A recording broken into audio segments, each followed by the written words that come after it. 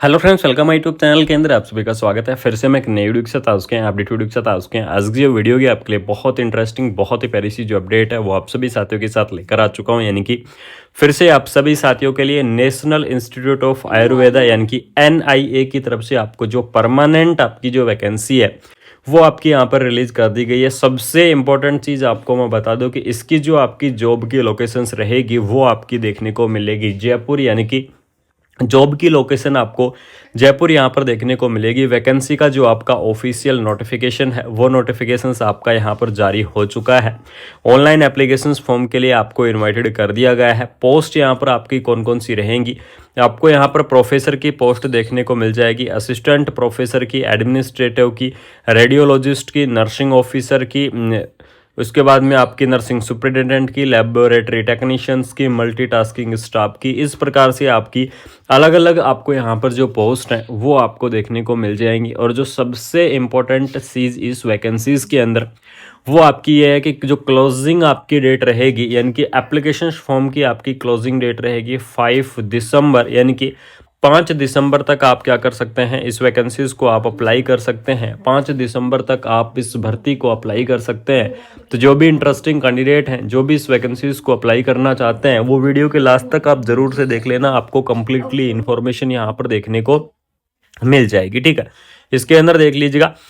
अगर यहाँ पर मैं बात करूँ कि आपके जो एप्लीकेशन फॉर्म के फिल की जो डेट स्टार्ट है वो आपकी 24 अक्टूबर, यानी कि 24 अक्टूबर से आपकी जो एप्लीकेशन फॉर्म है उसकी आपकी एप्लीकेशन फॉर्म की स्टार्टिंग रहेगी और लास्ट डेट आपकी रहेगी 5 दिसंबर, यानी कि 5 दिसंबर तक आप क्या कर सकते हैं, इस वैकेंसीज को आप अप्लाई कर सकते हैं। इस भर्ती के लिए आप यहाँ पर एलिजिबल्स रहेंगे। इसके अंदर आपको नेम ऑफ द पोस्ट पे लेवल दिया गया है, आपकी मैक्सिमम एज लिमिट क्या रहेगी, आपकी एसेंशियल क्वालिफिकेशंस क्या रहेगी, ये सारी चीज़ आपको यहाँ पर क्या की गई हैं, प्रोवाइड आपको करवाई गई हैं। तो इसके अंदर देख लीजिएगा, आपको सबसे पहले बात करेंगे प्रोफेसर के बारे में। तो आपकी जो प्रोफेसर की सैलरी है लेवल 13 के आधार पर आपको देखने को मिल जाएगी, यानी कि लेवल 13 का आपका यहाँ पर जो पे मैट्रिक्स आपका देखने को मिलेगा, इसकी सैलरी आपकी 2 लाख तक यहाँ पर जा सकती है। बहुत ही शानदार सी आपकी सैलरी रहने वाली है।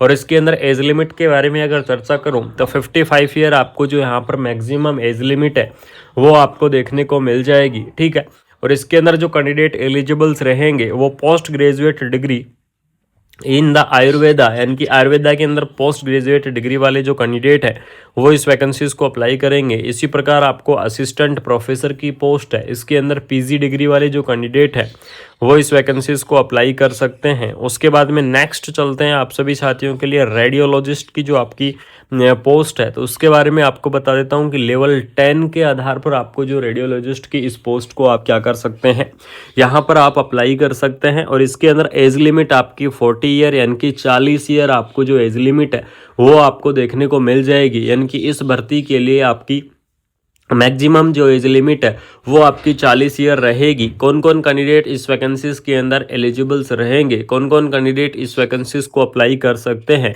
तो MD इन द रेडियोलॉजी, यानी कि MD MBBS या फिर DNB इन द रेडियोलॉजी वाले जो कैंडिडेट हैं वो भी क्या कर सकते हैं, इस वैकेंसीज को अप्लाई कर सकते हैं। यानी कि MBBS और जो MD वाले कैंडिडेट हैं वो एलिजिबल्स रहेंगे, इस पोस्ट को अप्लाई कर पाएंगे। इस भर्ती के लिए यहाँ पर क्या कर सकते हैं, आप अप्लाई कर सकते हैं। उसके बाद में नेक्स्ट अगर यहाँ पर मैं बात करूँ तो आपको नर्सिंग सुपरिटेंडेंट की जो पोस्ट है वो भी आपको यहाँ पर देखने को मिल जाएगी। और नर्सिंग सुपरिटेंडेंट की इस पोस्ट के लिए आपको लेवल 10 के आधार पर जो सैलरी है वो आपको देखने को मिलेगी। और लेवल 10 के आधार पर सैलरी की अगर यहाँ पर मैं बात करूँ तो 56,000 से लेकर 1 लाख के बीच में आपकी जो सैलरी है वो आपको यहाँ पर देखने को मिलेगी। ठीक है, इस भर्ती की जो आपकी एज लिमिट है वो आपकी 56 आपको ईयर यहाँ पर देखने को मिल जाएगी।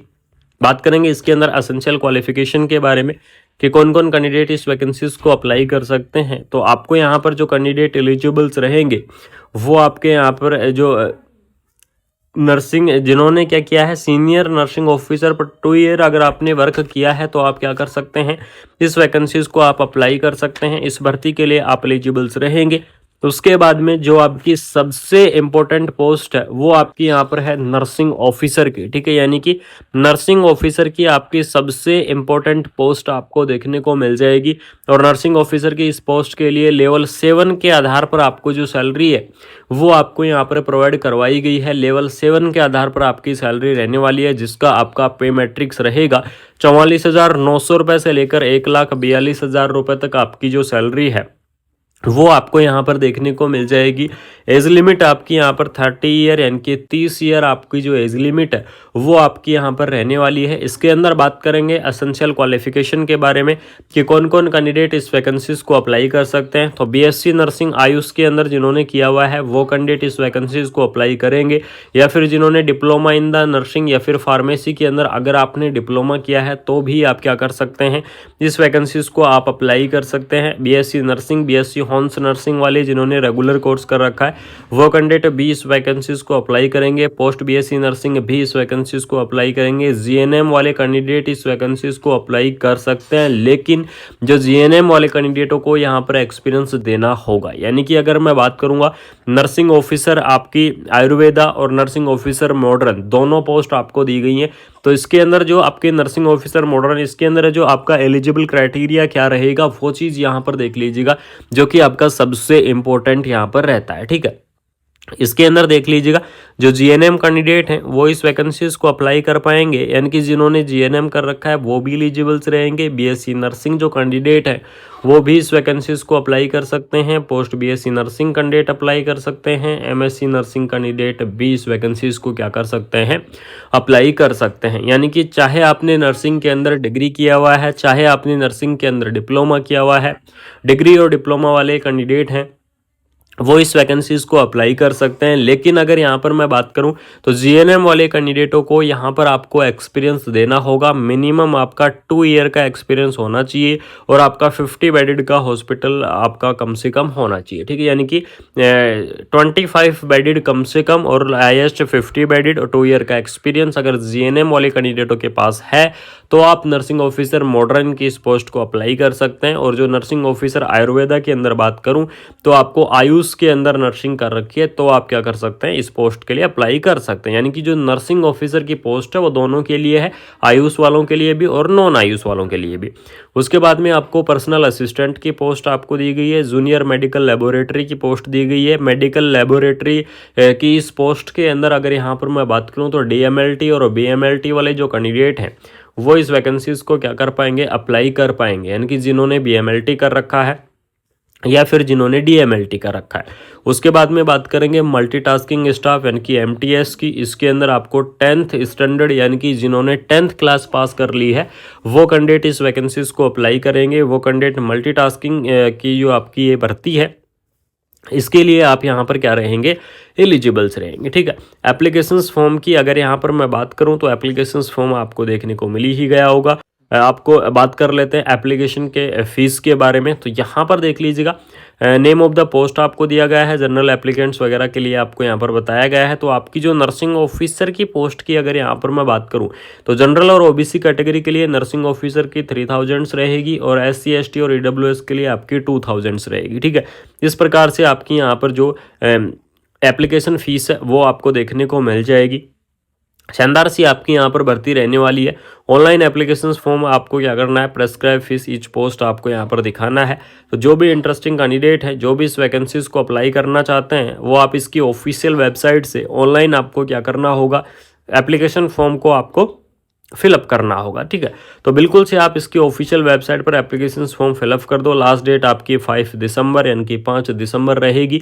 तो जो भी इंटरेस्टिंग कैंडिडेट हैं, जो भी आप अप्लाई करना चाहते हैं 5 दिसंबर तक आपको इस वैकेंसीज को अप्लाई कर देना है। शानदार सी भर्ती आपकी रिलीज हो चुकी है। सबसे पहले आपका शॉर्ट नोटिफिकेशन जारी किया गया था, उसके बाद में आपका जो फुल डिटेल नोटिफिकेशन है वो भी आपका जारी किया गया है, ठीक है। इसके अंदर देख लीजिएगा national institute of Ayurveda deemed to be university के अंदर, जो कि आपकी जयपुर आमेर के पास आपकी जो दी गई है। यानी कि इसकी अगर मैं ऑफिस की बात करूं तो आपको मेन हाईवे के ऊपर देखने को मिल जाएगी, NH 42 के ऊपर। जिन साथियों ने अभी नहीं पता है उनको बता रहा हूं। बाकी जयपुर की तरफ से शानदार सी भर्ती आपकी रिलीज की गई है।